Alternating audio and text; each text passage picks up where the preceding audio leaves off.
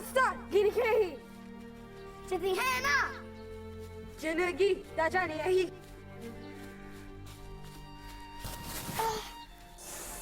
Janagi!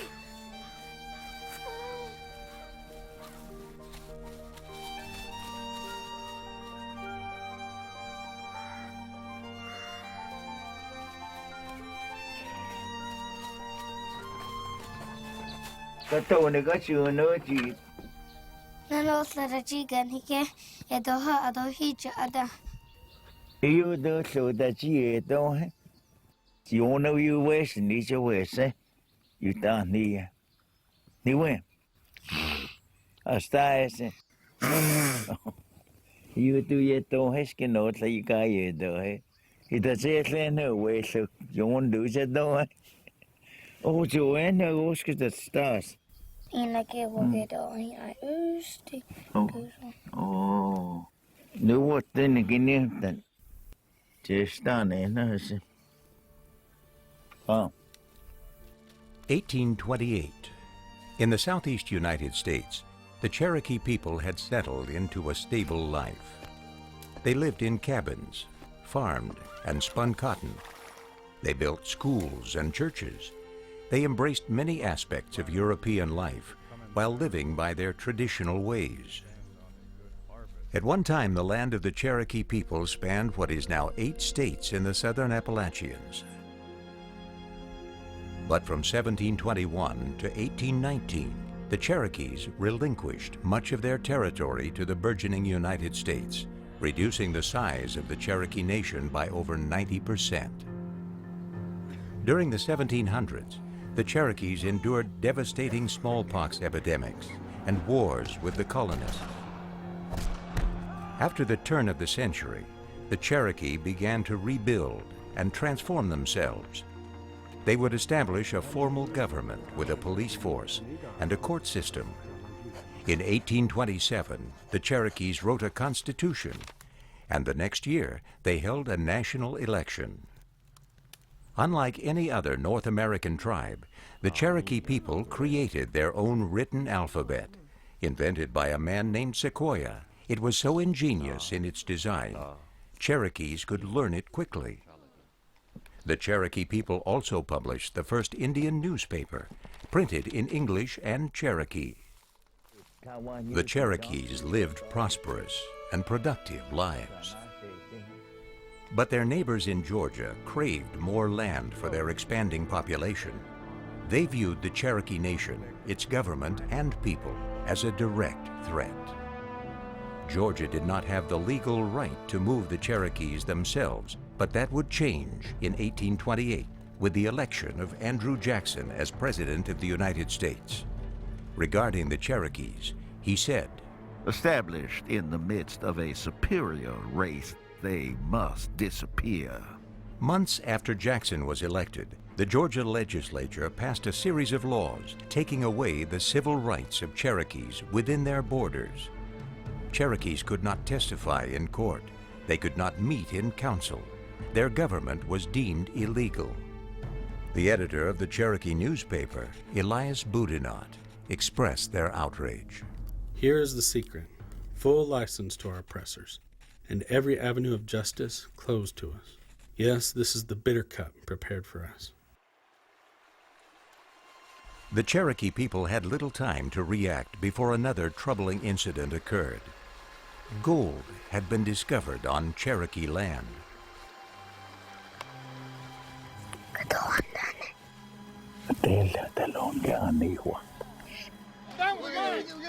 I found it. Look at this. We got it, man.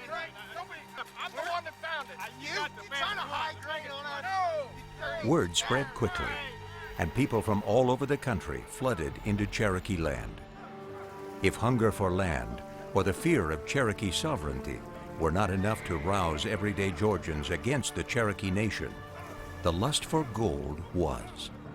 Within months, 4,000 white intruders were digging and panning for gold.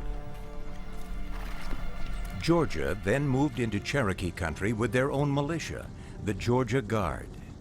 They arrested Cherokees who dared to mine gold on Cherokee land.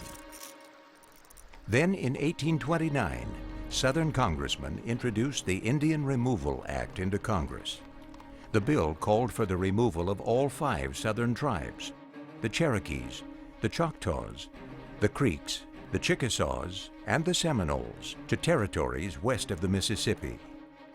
Citizen groups from all over the United States sent hundreds of petitions to Congress, condemning the bill as immoral and destructive. Kadong, To use anioski dari uchi. kakski na niwe. Igada ani chuja anioski dorge gatinana dahi andiha. Ah, tiskin gundu kay chili hiskesni. Taskin gundu. In May of 1830, the Indian Removal Act passed in the House by only 5 votes. Days later, President Jackson signed it into law. The bill stated that the United States would not violate any prior treaty of any tribe. Chief John Ross and Cherokee leaders took steps to uphold their guaranteed rights. The Cherokee would now fight removal by taking their case to the Supreme Court of the United States. It was a landmark case that was to define Indian sovereignty for centuries to come. Worcester versus the state of Georgia. In March of 1832, Chief Justice John Marshall delivered the majority opinion. The Cherokee Nation is a distinct community, occupying its own territories with boundaries accurately described, in which the laws of Georgia can have no force.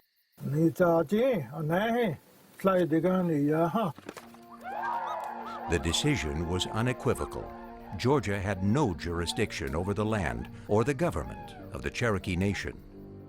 But in Washington, Andrew Jackson ignored the Supreme Court's decision and continued to advocate removal. Jackson had told a Georgia congressman, Build a fire under them. When it gets hot enough, they'll move. 7 months after the Supreme Court ruled that Cherokees were clear owners of their land, Georgia held a lottery. The prize? Cherokee land. Thousands signed up. In Cherokee country, lucky lottery winners were soon collecting their winnings and moving Cherokees out of their homes. If Cherokees did not go voluntarily, the Georgia militia used force. You Indians, get out of here! Get out of here! Get out of here! Get out of Many here! Cherokee families found themselves homeless in their own country. Eager to move the Cherokees out, Georgia citizens intensified their harassment. Cherokee leaders sent a letter to the federal government pleading for protection. The lowest classes of white people are flogging the Cherokees with cowhides, hickories, and clubs. We are not safe in our house. Cherokees faced a crisis that pushed them to a breaking point. Some Cherokee leaders saw their nation crumbling under the oppressive laws of Georgia, and in a desperate effort to get the best deal possible, negotiated a removal treaty. At New Echota in December of 1835, this small group of Cherokees signed a treaty. In their eyes, they did it to save their nation, but with 90% of Cherokees strongly opposed to removal, they did it in violation of Cherokee Nation law. When the New Echota Treaty was sent to the Senate for ratification, the Cherokee people took action. A petition was signed by almost 90% of the Cherokee people. Hundreds of pages were sewn together.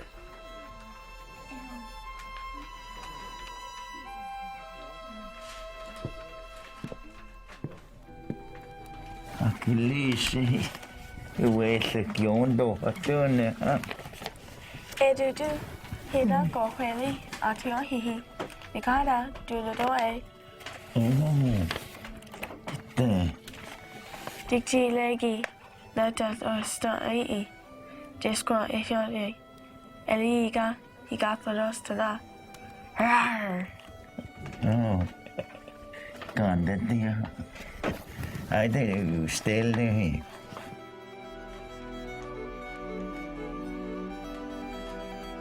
The petition was taken to Congress by Cherokee Chief John Ross. Ako huel si dedo huelisco. Like a yellow stars. Kega dahisi. Bedonha. Ta wat ta se utsked egi yellow nas. Dego huelan dega doing. The Cherokee Nation had won their case in the Supreme Court. They had shown the federal government that the majority of their people did not want to move. But it was not enough. The Senate ratified the new Echota Treaty. Now the Cherokees would be forced to leave. 2 years later, in May of 1838, 6,000 federal and state militia troops entered Cherokee country.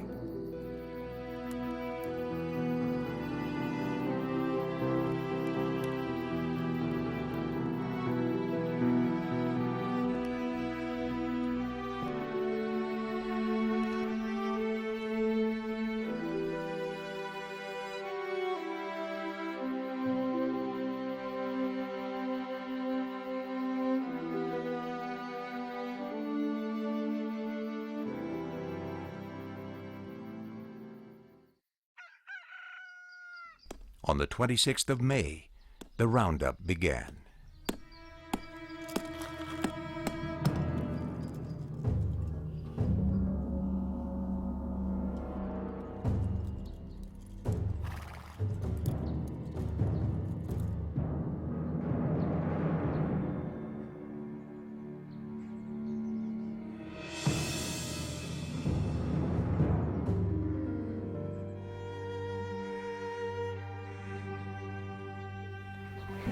Yes, ocean do gaston.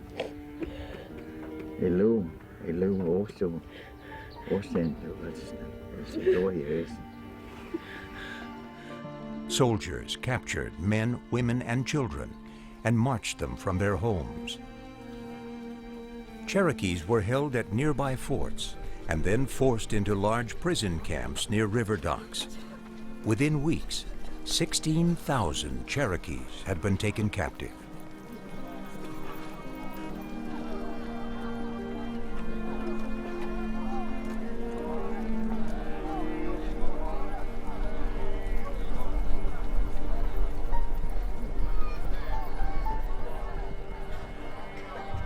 Lieutenant John Phelps assisted in the roundup. I could not but think that some fearful retribution would come upon us. The scene seemed to me like a distempered dream, or something worthy of the dark ages than the present reality. Cherokees were to be transported west on barges, but after 2 detachments had left, drought rendered the river level too low. On the 3rd detachment, soldiers marched over 1,000 Cherokees 200 miles downstream to waiting barges. It was hot. Before the detachment reached the west, 146 Cherokees had died.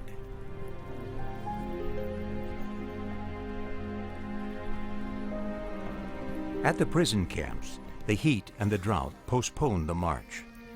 At Fort Cass and Ross's Landing in Tennessee, the camps grew to hold as many as 4,000 Cherokees each. Cherokees had no access to their medicine or traditional food. Diseases broke out. The Cherokee missionary, Daniel Buttrick, visited the camps and offered assistance.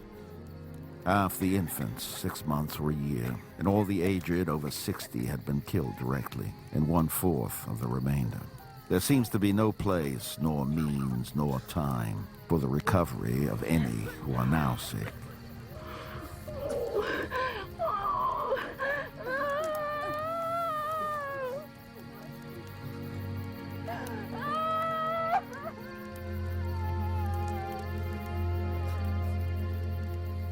Determined Cherokees refused to surrender their lives, their nation, and their spirit to the impending doom.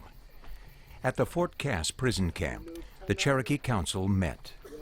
They passed a resolution affirming their nation.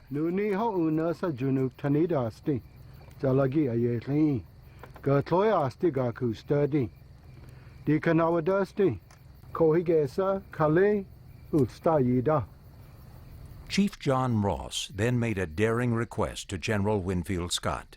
He asked that the Cherokees be allowed to manage their own removal. Scott agreed. In late summer, the first of 13 detachments departed the prison camps under the management of the Cherokee Nation. The last detachment left in December.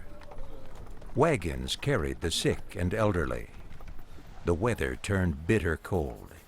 It was to be the harshest winter in years.